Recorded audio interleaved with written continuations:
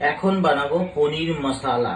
তো সেই জন্য কড়াইয়ে সাদা তেল দিয়ে দেওয়া হয়েছে, গরম হচ্ছে তেলটা, আর পনিরটাকে এরকম স্কোয়ার শেপে কেটে নেওয়া হয়েছে। তেলটা গরম হয়ে গেছে, যে হালকা হালকা করে ভাজতে হবে।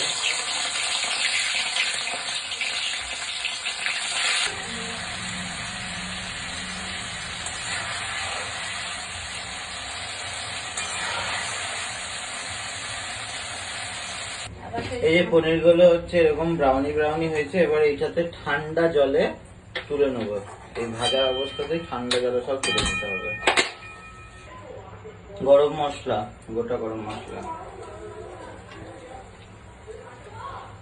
চিনি, হ্যাঁ, শুকনো লঙ্কা একটা,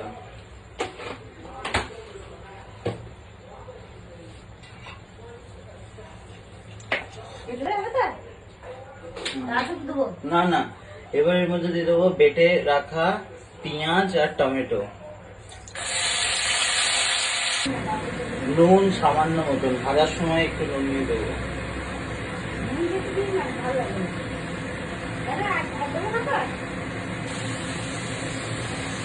হালকা ভাজা ভাজা হয়ে গেছে, এবার দিয়ে দেবো এর মধ্যে বেটে রাখা সমস্ত কিছু আছে, যেমন হচ্ছে আদা, রসুন, টমেটো আর হচ্ছে কাঁচা লঙ্কা বাটা, আর কিছু নেই। সামান্য দেবো জিরে গুঁড়ো,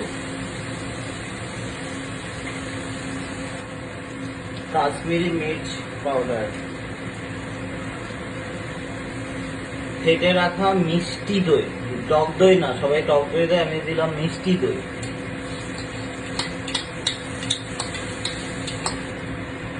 এবার দেবো বেটে রাখা কাজু কিশমিশ,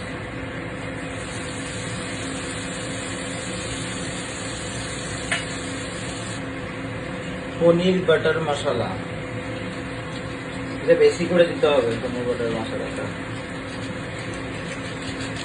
পুরো এক দিয়ে যেই জলটা ভিজিয়ে রেখেছিলাম জলের সাথে পনিরটা সবটাই জল সমেতই ঢেলে দিলাম, কারণ অল্প পরিমাণে জল ছিল, জল সমেতই ঢেলে দিলাম। প্রায় ফুটে এসছে, এবার লাস্টে দিয়ে দেবো এই কাসুরি মেথি, যেরকম একটু গুঁড়ো করে, ব্যাস এবার ঢাকা দিয়ে কমপ্লিট হয়ে গেল পনির মশলা। দেখতে দারুণ হয়েছে, খেতেও অসাধারণ হয়েছে।